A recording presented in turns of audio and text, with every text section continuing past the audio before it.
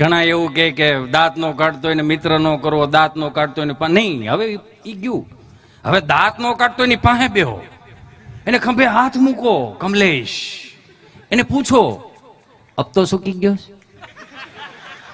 ભી છે કઈ 3% વાળાની, એને પૂછો. હવે આ જરૂર છે, હવે બીજી જરૂર નથી. પણ કષ્ટભંજન દેવની આપણી માથે કેટલી કૃપા થઈ. યુવા કથા, પિતૃ મોક્ષાર્થે ઘણી કથાઓ થઈ, પછી ઘણી અલગ અલગ રીતે સેવાકીય પ્રવૃત્તિઓ માટે કથાઓ થઈ, પણ ખાલી યુવાનો માટે. હું કામ?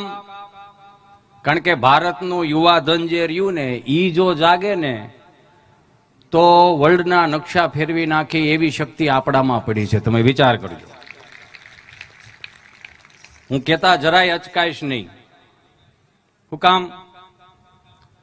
કેમ કે આ બાપનું આંગણું છે, બાપ અહીંયા પધાર્યો છે, અમે એના સેવકો છીએ, અને એવા કાંઈ અમને કાંઈ એવું નથી કે 700ના ઝભા પહેરીને સાળો લાંબી રાખી નામ કમાઈ દઉં. નહીં, અમને તો ઈશ્વરની કૃપા છે. અમે અહીંયા જન્મ લીધો ને ત્યાંથી જ નામ કમાઈ લીધું. જરૂરી નથી કે તમારા ચહેરા ઉપર સ્માઇલ આવે. પણ એક વસ્તુ વિચારજો મારા વહાલા સ્વજનો, એક નઈ નામનું ફિલ્મ શુક્રવારે બહાર પડતું હોય તો હરેક વ્યક્તિઓ તમને કહું ફોરવર્ડ કરે, ટેલર આવ્યું હોય, ટેલર આવ્યું નવું, તો ઈ એકાબીજા આમ ફોરવર્ડ કરે, સ્ટેટસ મૂકે. એનો સમય આવે એટલે એ બધા ફિલ્મ જોવા દે. 400 રૂપિયાનું ફિલ્મ 500 રૂપિયાનું ધાણીનો ડબ્બો, બહેને ખાણ દેતા હોય એવું. 500 રૂપિયાનો ધાણીનો ડબ્બો, 150 ગ્રામ મકાઈ આવે. આપણે બગડા નથી, બગાડવામાં આવ્યા. 400 નું ફિલ્મ, 500 રૂપિયા ધાણી ડબ્બો, 150 ગ્રામ ધાણી, 250 ની મણ મકાઈ મળે.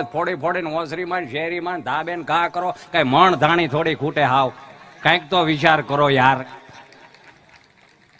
બગડા નથી, બગાડવામાં આવ્યા.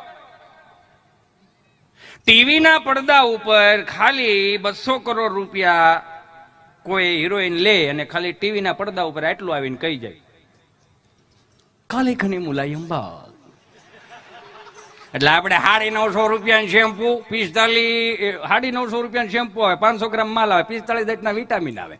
45 જાતના વિટામિન હોય તો આપણે બધા તો બુદ્ધિશાળી છે. 45 જાતના વિટામિન હોય તો કઈ ફોહા થોડા વાળવાના હોય. એટલે ડાયલો વઘાર કરો યાર.